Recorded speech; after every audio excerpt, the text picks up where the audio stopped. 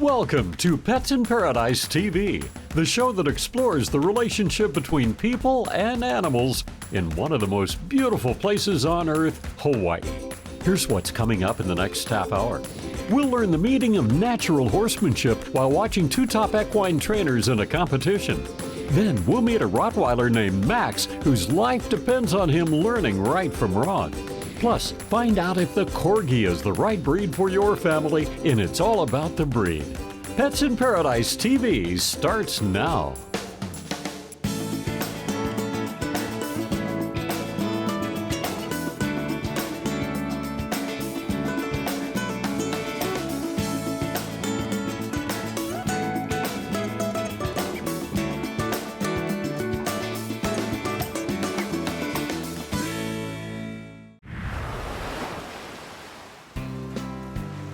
Hawaii has a rich history when it comes to horsemanship. Starting with the Paneolas of the 1800s, horsemanship has grown and evolved. And even if it's a centuries-old trade, there are still techniques to be learned. So today I'm over here at the Hawaii Colt Starting Challenge, and this is natural horsemanship training. Natural horsemanship is also called horse whispering. Trainers using this technique don't use physical force to break an untrained horse. Instead, they try to be as gentle as possible, using the horse's natural instincts to help in the training. And in some cases, the horses are raised to mimic life in the wild. So what the horsemen do is get the horse to understand that the horseman is the leader. So the two horses today that these trainers are using have never been saddled, bridled, or had a blanket on their back. Other methods of training can be tough on a horse, tying its legs, blindfolding it to get control. Natural horsemanship is the complete opposite, but it reaches the same goal. Now, let's see how it's done by two trainers in a challenge. So these two trainers, Dan Olson and Russell Beatty, are up against a big challenge because normally you train a horse, it takes at least 2 weeks to about a month, and these guys are out here doing it in a little less than 2 days with only 2 hours each day. People, they don't get respect out of their horses, and the horses just push on them. So I always want them to stay back off me. Russell is a pro when it comes to training horses. A Maui resident, he's been training since he was 10 and has taken part in more than 100 Colt Challenge events. So at the end of today, what we're supposed to be able to do is to take our horses, ride them. We're going to be able to walk, trot, and run. Daniel is also an old pro. He grew up on a cattle ranch in Wyoming and now works as a farrier, someone who specializes in caring for horses' hooves. He also trains horses that are difficult to work with. They're actually training these horses in less than a couple of days. These horses here have less than 3 hours of ride time, and they're already on their back today. This is day 2 of the competition. We're about 2 hours in on this event, and we're breaking everything down. We're setting up the obstacle course. So far, it seems that Russell has been able to get quite a bit more forward movement out of his horse. He's been able to walk, trot, and canter pretty fine. Dan's groundwork has been excellent. He's done a great job. I am a little concerned because he hasn't quite yet gotten his horse to canter. So we'll go ahead and see how he does during the obstacle course. The real challenge outside of this round pen is when these two trainers actually will ride these two horses in an obstacle course away outside of the round pen, no walls, no structures or obstacles. So at this part of the competition is where it kind of gets to the nitty-gritty, and I feel like I'm pretty well ready to do it. Now the competition starts. Dan is first. The competition consists of a series of exercises designed to challenge the horses. Horses scare easily, so if the horse doesn't trust a rider, doing the obstacles will be difficult. But Dan is doing a good job.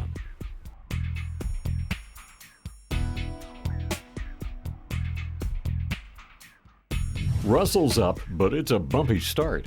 He has some trouble getting up on his horse as the horse takes a nip at him. But after some gentle prodding, Russell gains some ground and is able to take to the course. Now for the winner. So the winner of the Hawaiian Colt Starting Challenge on Oahu is Daniel Olson. So Daniel, what'd you think? Oh, it was fun. I really enjoyed it. Both men proved that even with so little time, natural horsemanship works.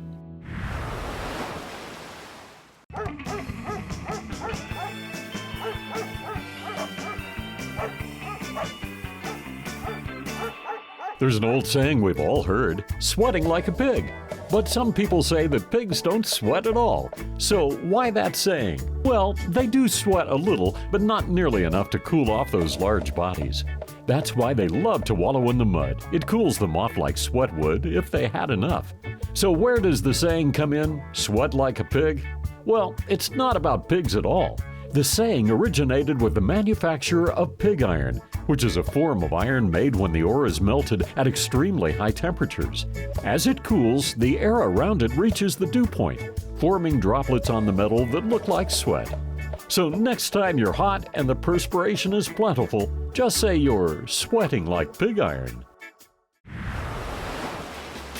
Welcome back to Pets in Paradise TV.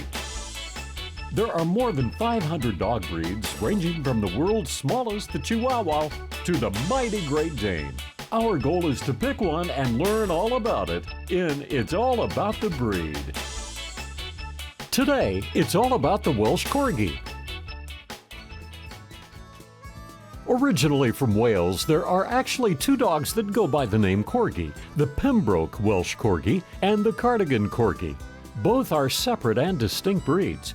Of the two, the most popular is the Pembroke Welsh Corgi. Considered the 11th most intelligent dog, the Welsh Corgi is an ancient breed, dating back as far as the 10th century when records indicate that they were used to herd sheep, geese, ducks, horses, and cattle. So obviously they're one of the oldest of the herding breeds. There's also a popular folk legend that says corgis were a gift from woodland fairies, and that the markings on their back were the result of the tiny saddles used by the fairies to ride them. As old as the breed is, their ability as herders has carried through the years, and even today they are considered one of the best herders. They excel as heelers, which means that they nip at the heels of cattle to keep them moving. They're very agile dogs. You can see that when they're herding, but that trait also makes them excel in competition, in obedience, showmanship, flyball, tracking, and herding events. Corgis were even used at one time to guard children, but it isn't clear if they actually herded them. As for popularity, Corgis are well known to hobnob with royalty. Queen Elizabeth has owned more than 30, either Pembroke Welsh Corgis or a Corgi-Dachshund mix. She was given her first Corgi by her father when she was 7. Its name was Dookie. Young Elizabeth chose Dookie out of the litter because he had a longer tail. She said that having a long tail would make it easier for her to know if he was pleased or not. Welsh Corgis were first brought to the U.S. in 1933 by a breeder in Massachusetts. They were recognized by the AKC the following year. As for size, male Corgis weigh an average of 30 pounds, females about 25. They come in red, sable, tan, fawn, and black, and may or may not have the white markings. As for health issues, they are generally a healthy breed and have an average lifespan of just over 12 years. They are prone to some cancer and kidney problems, as well as some types of eye conditions, including progressive retinal atrophy. Hip dysplasia among Corgis is rare. Corgis love physical activity and need regular exercise. They're strong and athletic and are happiest when they've got a job to do. Some Corgis are barkers. They're best suited to temperate climates if they're going to be outdoors, but they make great indoor pets. They need brushing only once a week or so. They make great companions. Just ask the Queen. And now you know all about the Corgi.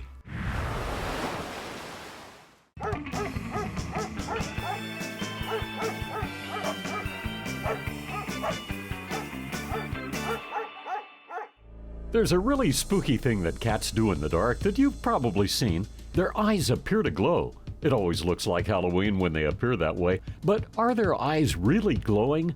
What makes their eyes look like that? The reason that they look like that is a special reflective layer in their eyes called the tapetum lucidum. This special layer permits their eyes to see better in low light situations because it sends more light to the retina. Because it's dark, and because cats have proportionally larger eyes than we do, the glowing effect, which scientists call eye shine, is much more pronounced. And if you're wondering, yes, dogs and some other animals have the same reflective layer, and their eyes appear to glow in the dark as well. There's nothing as special and rewarding as the love of a good dog.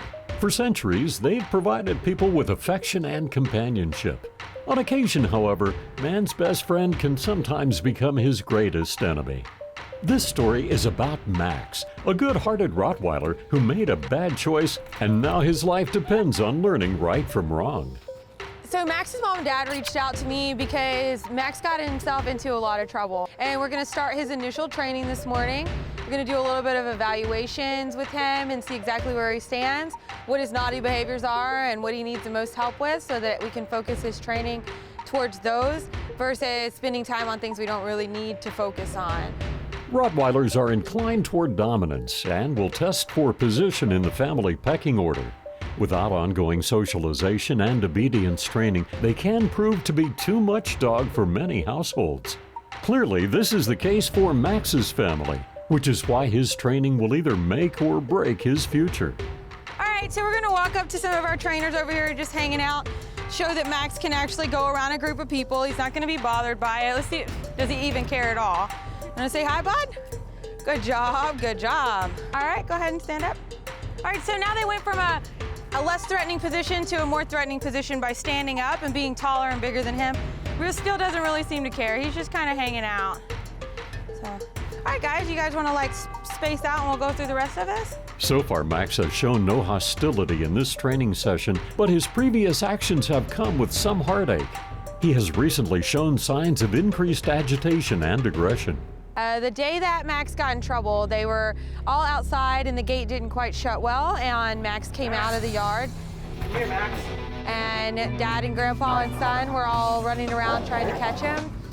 In the meantime, the neighbor came out and was upset because he is a Rottweiler and they tend to be scary dogs because of their reputation. The neighbor came out and started yelling. Max turned around and ran and bit the neighbor. Whenever they went to court, they were given options: pay the fine and put the dog down, pay the fine and find the dog a new home, or they could pay the fine and they requested training, and the court system actually agreed to allow them to come in training. Max needs to comply with the terms set by the court and complete training. He needs to show he has worked through his aggression. But in order to do so, Erica needs to find Max's trigger and just what makes him bite. All right, so I'm gonna walk Max over by one of our first people and throw in one of the scenarios. We're gonna see how he responds to it. Go ahead, he's right by you. Get away from me. Get your dog away from me. So she's acting a little bit more fearful, trying to get away from him, giving some loud voices and throwing her hands up. He doesn't really seem to care. Brian's gonna be a little bit more threatening to see if Max is gonna show any of those aggressive signs. Max. All right, so basically all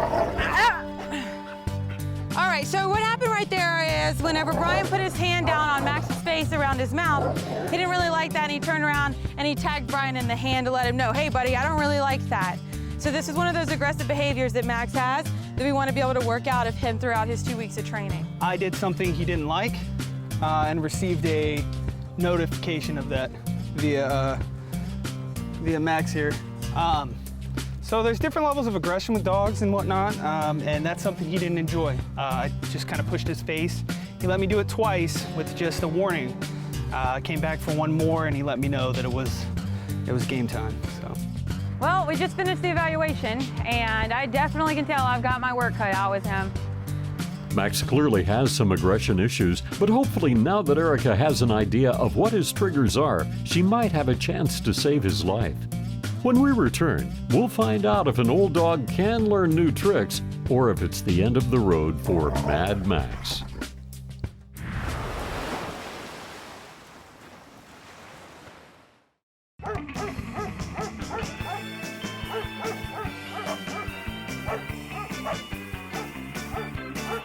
You've probably heard that dogs can't see in color, that they see everything in black and white. But is that really true? The answer is a qualified no. It turns out that dogs can see some color. Human eyes contain 3 different kinds of cones, those receptors that distinguish color. Dogs have only 2 of these cones, and scientists at the University of Washington discovered that they can't detect shades of red or green, but they can see shades of blue and yellow. Dogs use the variations in shades and brightness of blue and yellow to distinguish between items. So they may see the world differently than we do, but at least it's not all black and white. For the last week, Erica has been working hard with Max to identify what makes Max so mad. She needs to help him work through his aggression so he can continue living his life back home. So Max is a nervous dog. So anytime something changes in his environment or he gets nervous, he's instinctually going to jump into fight or flight. Off, sit. So whenever his nerves pick up, he just wants to go and either defend himself or run away from it. In the event that he can't run away from it, he's going to attack it. Sit. One of the best kept secrets in dog training is the use of elevated areas. This helps to define space, keeping the dog in one place and making it easier to focus on their trainer. Erica goes through a series of exercises in hopes to desensitize Max to the things that set him off. She hones in on his facial area because that was the place the trainer touched earlier and then got bit. In the event that he does have a negative behavior, he does something naughty like jumps or gets out of his position or barks or growls, then we use the e-collar. It's a muscle stimulation tool that lets me communicate with him to let him know that, hey, that's unacceptable, that's not right, fix this problem. And then we go right back into having him hold his position, and then he gets praised at the end of it because that was very hard for him. The e-collar is widely used by trainers, especially with dogs like Max with a history of aggression. Some critics argue that e-collars should not be used because they inflict some degree of pain. While this debate continues, it's important to remember that the electric stimulus is actually very mild, and in many instances, it can be the difference between failure and saving a dog's life. Okay, so I'll show you an example on how it works. Max, down. One push of the button and it sends a low-level stimulation to his neck where the collar is secured, letting him know that, hey, we need to pay attention, you need to do what you need to do. And it's just a matter of communicating with him in another means that's been super awesome and beneficial for Max. Erica is bringing Max into new environments and situations to take him out of his comfort zone and to continue desensitizing him. But the most important test is about to come. We know Max doesn't like his face being touched, but the only way to see if Max has made real progress is to reenact the scenario. But is he ready?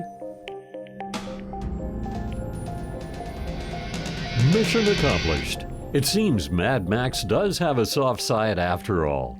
While the techniques and training Max has received are leading to better outcomes, it remains to be seen if he will continue to do the same for his owners. So today's a really big day for Max. He's going to go home for his first time after his 14-day training program with us. He did come for our board and train. He did the special on-leash version specifically catered to Max.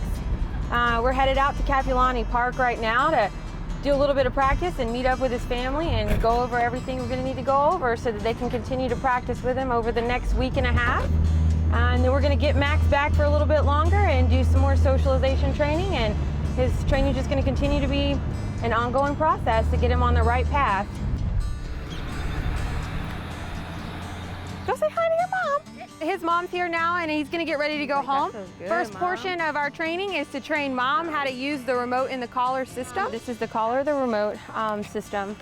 Comes in the box, so you get to keep the box. Don't worry After about going it. over the tools and training Max has received, his owner expresses some hesitation about using the e-collar on him. Since it has proven to be a very effective tool for Max, Erica offers her a demonstration to help put her at ease. And now you're gonna tell me whenever you feel something. This will not hurt, okay? I feel a little, yeah. The little tingles? A little tingle. Max's owner realizes it's a small amount of discomfort for a big reward in making Max a law-abiding citizen. So Max's mom is gonna have Max back home for about 2 weeks.